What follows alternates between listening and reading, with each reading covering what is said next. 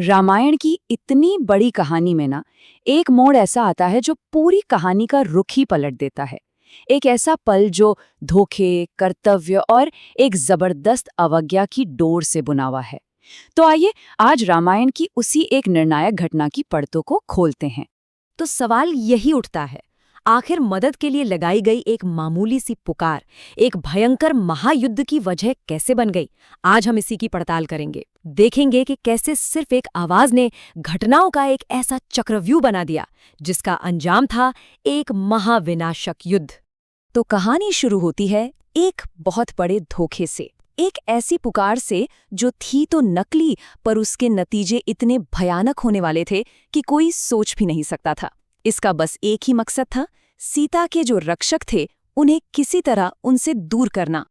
ये आवाज थी राक्षस मारीच की। उसने अपनी माया से हूबहू राम जैसी आवाज निकाल ली थी, और जैसे ही ये दर्द भरी पुकार सीता के कानों में पड़ी, एक पल के लिए तो उनका दिल ही बैठ गया। उन्हें पक्का यकीन हो गया कि उनके पति श्री राम किसी बहुत बड़े खतरे में हैं। अब सोचिए लक्ष्मण की हालत। वो एक ऐसी मुश्किल में फंस गए थे जिसका कोई सही जवाब ही नहीं था। एक तरफ बड़े भाई राम का सख्त आदेश था, चाहे कुछ हो जाए सीता की रक्षा करनी है, और दूसरी तरफ सीता के वो शब्द जो तीर की तरह दिल में चुभ रहे थे कि तुम अपने ही भाई का बुरा चाहते हो। सीता के इन शब्दों ने लक्ष्मण पर इतना जबरदस्त दबाव बना दिया कि उनके पास अपने फर्ज और अपनी समझ के खिलाफ जाने के सिवा कोई रास्ता ही नहीं बचा। अल्टीमेटम बिल्कुल साफ था और लक्ष्मण को मजबूर होकर जाना ही पड़ा। और फिर वो पल आता है जो सब कुछ बदलने वाला था। जाने से ठीक पहले लक्ष्मण ने अपनी सारी ताकत लगाकर सीता की सुरक्षा के लिए एक जादुई रेखा खींची। तो ये लक्ष्मण रेखा आखिर थी क्या? असल में ये मंत्रों से खींची गई एक दिव्य, ना दिखने वाली दीवार थी, और इसका नियम बिल्कुल सीधा था। अगर कोई भी बुरे इरादे से इसे पार करने की कोशिश करेगा तो वो उसी पल जलकर राख हो जाएगा। ये एक बहुत ही शक्तिशाली सुरक्षा कवच था। जाते जाते लक्ष्मण के आखिरी शब्द थे। उन्होंने बिल्कुल साफ साफ कह दिया था कि किसी भी हालत में इस रेखा के बाहर कदम नहीं रखना है जब तक वो या राम वापस नहीं आ जाते। यही चेतावनी आगे जो कुछ भी होने वाला था उसकी नींव थी। और बस जैसे ही लक्ष्मण वहां से गए, कहानी का विलेन रावण अपनी योजना को अंजाम देने के लिए सामने आ गया। रावण का ये अगला कदम देखिए कितना चालाकी भरा था। वो एक बेचारे गरीब साधु का भेष बनाकर आता है और कुटिया के दरवाजे पर भिक्षा मांगने लगता है। उसकी चाल बिल्कुल साफ थी।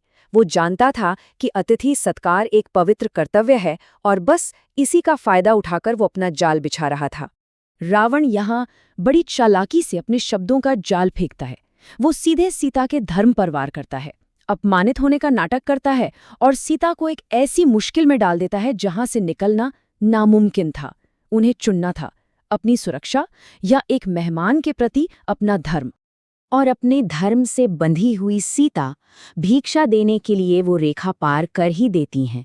बस यही वो पल था, वो एक कदम जहां से कहानी का वापस लौटना अब मुमकिन नहीं था।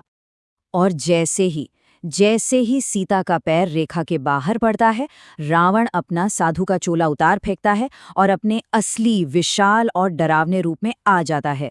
वो सीता को पकड़ लेता है और गरज कर कहता है, मैं लंकेश्वर रावण हूं। लेकिन रावण की ये जीत इतनी आसान नहीं थी। उसे पहली चुनौती उसी पल मिल गई। कहानी में एंट्री होती है एक ऐसे हीरो की जिसके बारे में किसी ने सोचा नहीं था, जटायु, जो सीता की रक्षा के लिए आगे आते हैं। आसमान में उड़ रहे थे महान गिद्धराज जटायु। वो राम के पिता दशरथ के बहुत पुराने दोस्त थे। उन्होंने ये अन्याय होते हुए देखा और बिना एक पल भी सोचे रावण को रोकने के लिए उस पर हमला कर दिया। ये बुराई के खिलाफ हिम्मत का एक शानदार प्रतीक था। ये लड़ाई जितनी बहादुर थी उतनी ही छोटी और क्रूर भी थी। जटायु ने अपनी पूरी ताकत से रावण के रथ पर हमला किया, लेकिन रावण की शक्ति के सामने उसने अपनी ताकतवर तलवार चंद्रहास निकाली और एक ही झटके में जटायु के दोनों पंख काट दिए।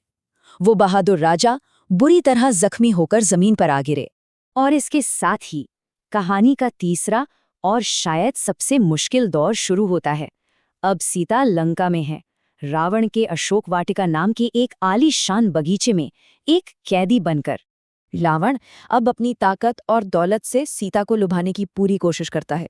वो कहता है, तुम्हें अपनी सबसे बड़ी रानी बनाऊंगा, 5000 दासियां तुम्हारी सेवा में होंगी, तुम लंका की बेहिसाब दौलत पर राज करोगी, और तो और तीनों लोकों की राजा की मालकिन बनोगी। लेकिन सीता का जवाब उनकी जबरदस्त अंदरूनी ताकत को दिखाता है। वो जमीन से बस एक मामूली सा तिनका उठाती हैं और उसे अपने और रावण के बीच रखकर कहती हैं, अब मेरे और तुम्हारे बीच सिर्फ ये तिनका है, मेरा सतीत्व ही मेरी असली ढाल है। मतलब एक मामूली सी चीज से उन्होंने एक ऐसी नैतिक दीवार खड़ी कर दी जिसे रावण की कोई भी ताकत पार नहीं कर सकती थी। तो एक सवाल मन में जरूर आता है ना, कि इतना ताकतवर होने के बाद भी रावण ने सीता के साथ जबरदस्ती क्यों नहीं की? इसकी वजह था नलकूबर का एक बहुत शक्तिशाली श्राप। इस श्राप के मुताबिक अगर रावण ने कभी भी किसी औरत को उसकी मर्जी के बिना छुआ तो उसका सर 7 टुकड़ों में फट जाएगा। बस इसी डर की वजह से उसके लिए सीता को मनाना जरूरी था, वो जबरदस्ती नहीं कर सकता था। तो जब कोई लालच काम नहीं आया तो रावण धमकी पर उतर आया। उसने सीता को 1 साल का वक्त दिया और कहा, तुम्हारे पास 1 साल है, मेरी बात मान लो, उसके बाद मेरे रसोइये तुम्हें मेरे सुबह के नाश्ते के लिए तैयार करेंगे। ये एक ऐसी धमकी थी जो किसी की भी रूह कंपा दे। कैद में रहना, तरह तरह के लालच और मौत की सीधी धमकी, कुछ भी सीता का विश्वास नहीं डिगा सका। राम पर उनका जो भरोसा था वही उनकी सबसे बड़ी ताकत थी। यही अटूट विश्वास और हिम्मत उनके किरदार का असली सार है। और बस इसी एक विचार के साथ आज की इस चर्चा को यहीं रोकते हैं, लेकिन एक बड़ा सवाल छोड़कर कि शक्ति ज्यादा बलवान है या सतीत्व?